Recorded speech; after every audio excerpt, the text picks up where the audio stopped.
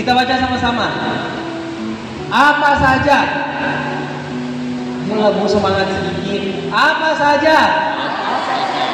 Yang semangat. Apa saja? Nikmat yang kamu peroleh adalah dari Allah Subhanahu wa taala. Apa saja bencana yang menimpamu, kemalangan yang menimpamu, ketidakberuntungan yang menimpamu, kegagalan yang menimpamu, apa saja keburukan yang menimpamu, maka itu dari kesalahanmu sendiri. Yang baik-baik dari Allah, yang buruk-buruk dari diri sendiri. Maka kita ngecek yang tadi punya penyakit, yang tadi punya utang, punya keluarga, punya masalah keluarga, atau apapun masalahnya. Kita cara mendiagnosa masalah itu, kita melihat kalau ini adalah kebaikan, berarti kebaikan itu dari Allah. Kalau ini adalah keburukan, maka keburukan itu dari masalah kita selama ini suka terbalik. Kalau itu kebaikan, naik jabatan, dikira kita yang hebat. Kalau itu dikira kita jadi S2, dikira karena kita yang pintar.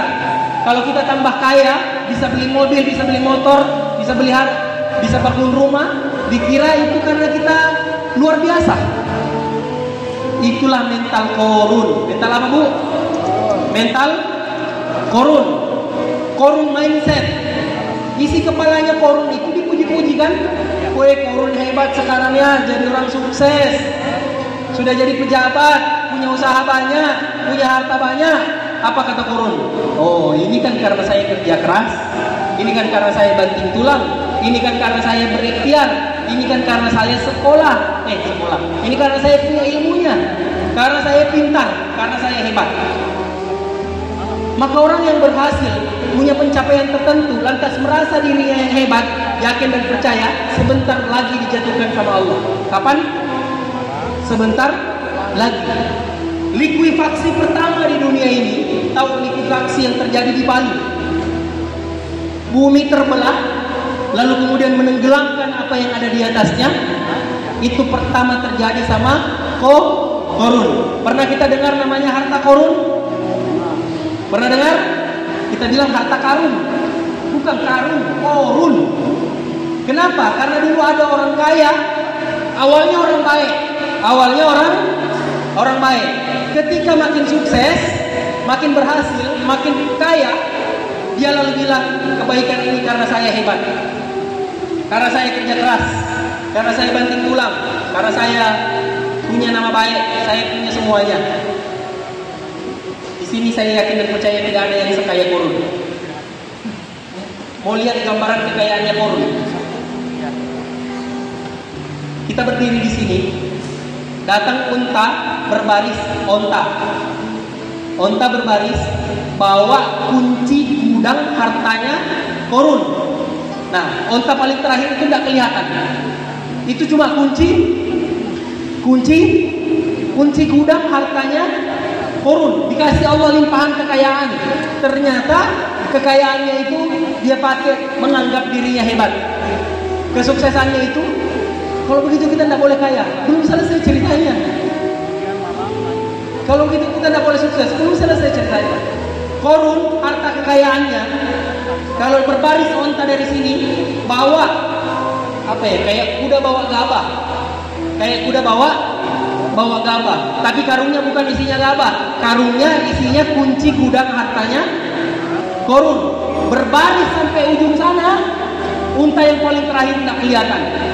Berapa banyak hartanya? Ada yang lebih kaya daripada korun, yang lebih sombong banyak. Ada yang lebih kaya daripada korun, yang merasa sukses lebih banyak. Korun sukses, betul-betul sukses.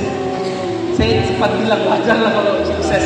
Kalau dia juga sombong akhirnya. Karena ontanya saja tidak bisa dilihat, apalagi hartanya.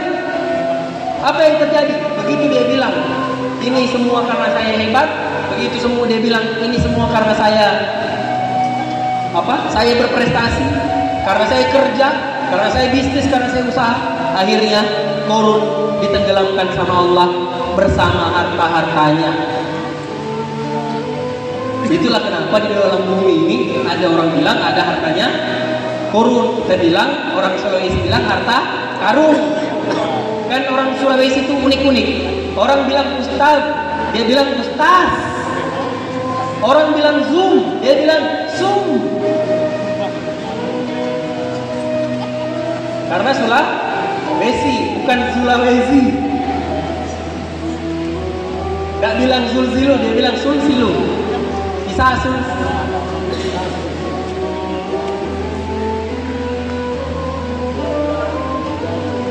Nanti kita ikut zoom. Apa ikut zoom?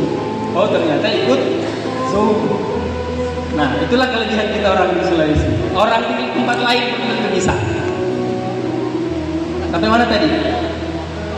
Nah, yang baik-baik dari Allah. Ma asabaka min hasanatin famin Allah, wa ma asabaka min sayyi'atin famin nafsi. Saya melihat ayat ini, saya jadikan ayat tiap dosa diri. Mencoba meraba apa yang salah, apa yang harus diperbaiki. Oh, kalau saya nambah gelarnya, bukan saya yang hebat, tapi itu pemberian dari Allah. Kalau saya nambah bisnisnya, ini alhamdulillah, segala puji bagi Allah. Mulutnya bilang alhamdulillah, tapi dia juga minta dipuji. Katanya segala puji bagi Allah. Bagus kita profesor, bagus kita doktor, tapi kita harus tahu jawabannya Nabi Sulaiman. Nabiullah Sulaiman alaihissalam ketika dipuji-puji, ketika dia mendapatkan semua suksesnya Nabi Sulaiman itu, jangankan kita, jin saja bisa diperintah, burung-burung bisa disuruh. Adakah yang lebih sukses daripada itu? Tidak ada yang lebih sukses daripada Nabi Sulaiman. Tapi Nabi Sulaiman apakah tambah sombong? Enggak. Nabi Sulaiman malah bilang, hadza min fadli Rabbi, ini nikmat dan karunia Tuhanku. Ini namanya sadar. Apa bahasa Makassarnya sadar? Ya, bahasa Makassarnya sadar. Ya, kalau lukis berhidung, mainga, berhidung. Kalau di Makassar, ya,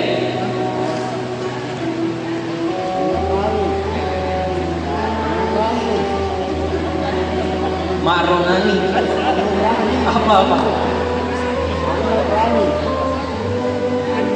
Ya intinya itulah. Tak bisa saya sebut. Intinya nikmat yang kita dapat ini, mobil bagus, rumah bagus, suami masya Allah tabarakallah lucu, imut dan menggemaskan, itu adalah nikmatnya Allah. Jangan dianggap prestasi. Masalah kita semua ini keberhasilan dianggap prestasi. Yang hebat makhluk, yang hebat pejabat, yang punya jabatan dianggap hebat. Padahal jabatan itu titipan Allah, bukan keberhasilan. Yang baik-baik dari Allah. Kalau ada yang buruk-buruk, nah itu baru keberhasilan kita, baru pencapaian kita. Coba, kita itu suka menyalahkan orang lain. Ibu-ibu kalau di Goa dan di Makassar, kalau pas bangun sakit leher, apa namanya?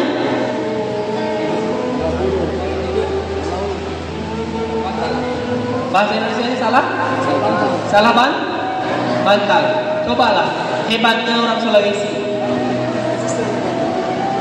Dia yang salah tidur, dia bilang bantal yang salah. Itu kalau bantal bisa ngomong, andai bantal bisa ngomong, pasti bantal ini protes.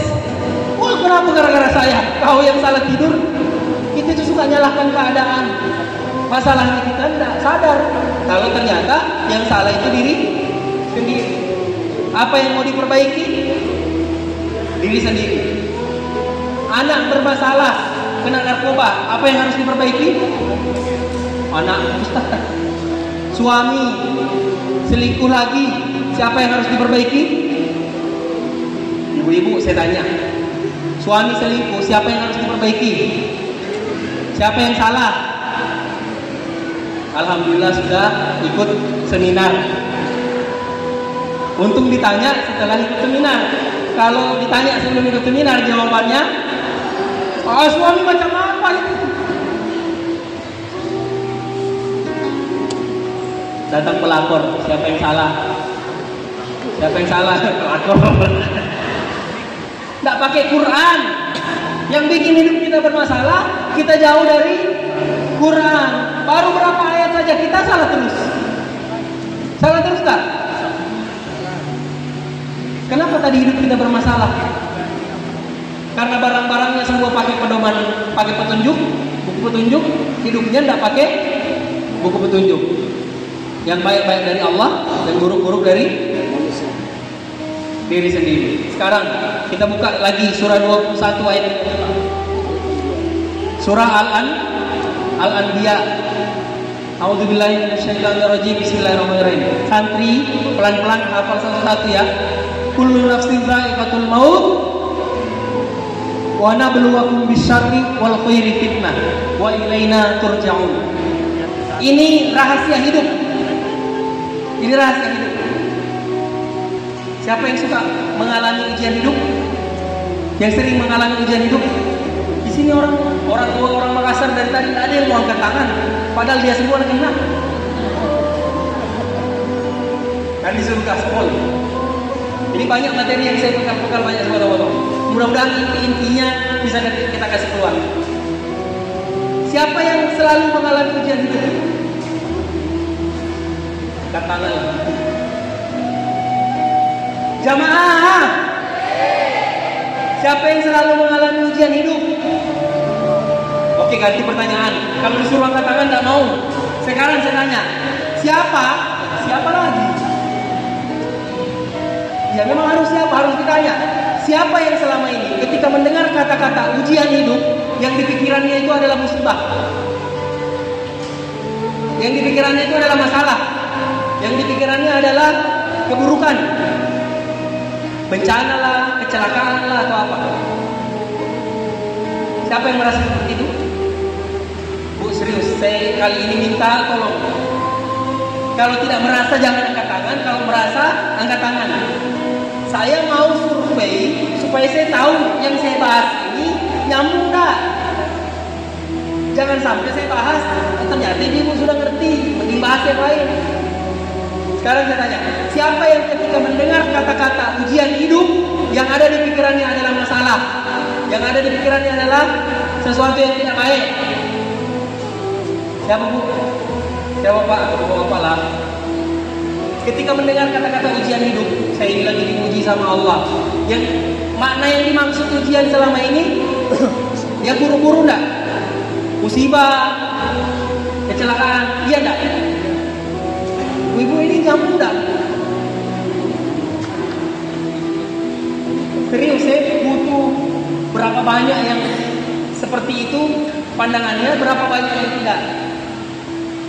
Ketika mendengar kata-kata ujian hidup, ada orang lagi diuji sama Allah, sedang mengalami ujian hidup. Yang dipikirkan itu kebangkrutan, masalah, keburukan, sakit, kecelakaan, pokoknya yang tidak baik lah, yang tidak enak.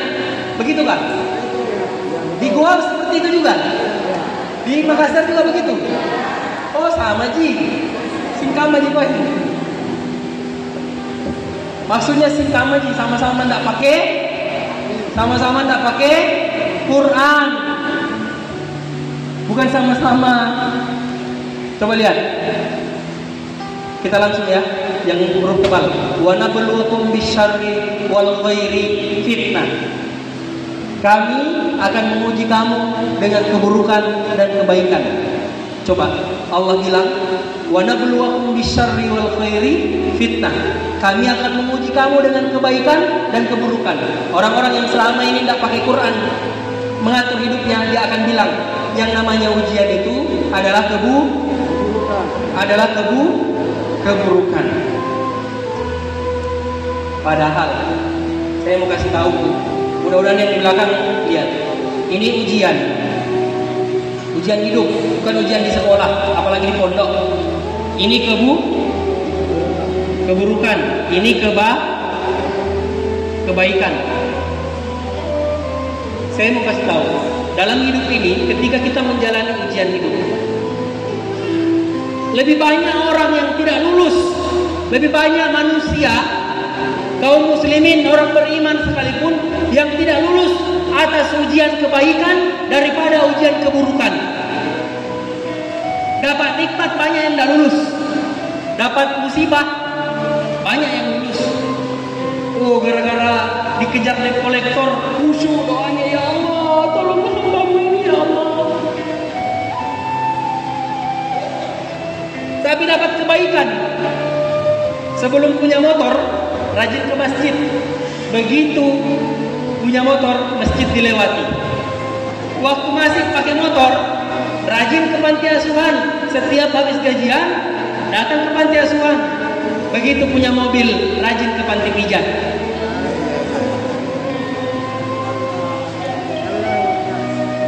Lulus, banyak orang yang insya Allah lulus dalam ujian keburukan. Dapat masalah, lalu ingat Allah, sadar, tobat, nangis, bangun malam. Itu kalau besok rumah mau disita, kira-kira kita bangun tahajud kah? Kalau dapat undian itu bikin bangun tahajud tak kira-kira? Maka malah nyenyak tidurnya. Banyak orang yang menganggap yang dimaksud ujian itu hanya keburukan. Padahal ujian itu kata Allah, wa nabluwakum bisyarri wal khairi fitnah. Siapa yang sudah setua ini baru tahu kalau ternyata kebaikan itu juga ujian. Yang bikin hidup kita masalah ini, karena yang banyak tidak lulus itu orang yang justru dapat kebaikan, dapat pangkat bagus, nama baik di tengah masyarakat, punya gelar tinggi, sekolahnya tinggi. Kalau dulu UNN cuma sampai S3, ada orang yang sampai S5, namanya Samsung, sampai S13.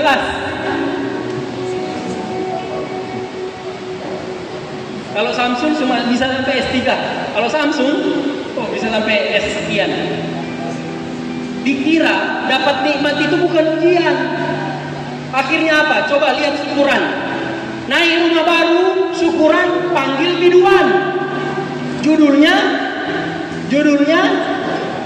apa judulnya? Syukuran. Naik rumah baru, apa yang dipanggil? Bukannya ustadz yang dipanggil, bukannya ulama yang didatangkan, bukannya santri yang diajak ke taman Quran, bukannya anak yatim yang dipanggil untuk disantuni, yang dipanggil biduan. Akhirnya suaminya kenal sama biduan. Lantas dia bilang, apa salah aku ya Allah?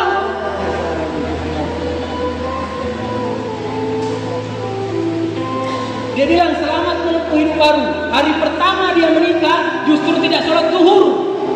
Inilah hidup baru yang dimaksud. Hidup baru ya. Pas dapat suami, pas dapat istri, ini kan nikmat dari Allah. Hari pertama dapat suami, baru 2 jam dapat nikmat Allah yang besar, langsung tidak sholat zuhur. Banyak tamu katanya.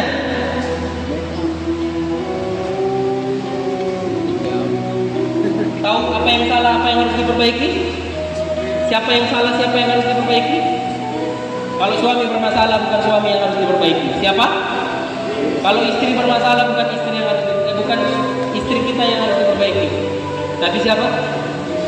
Jangan harap istri jadi istri soleha kalau suami juga tidak mensolehkan diri.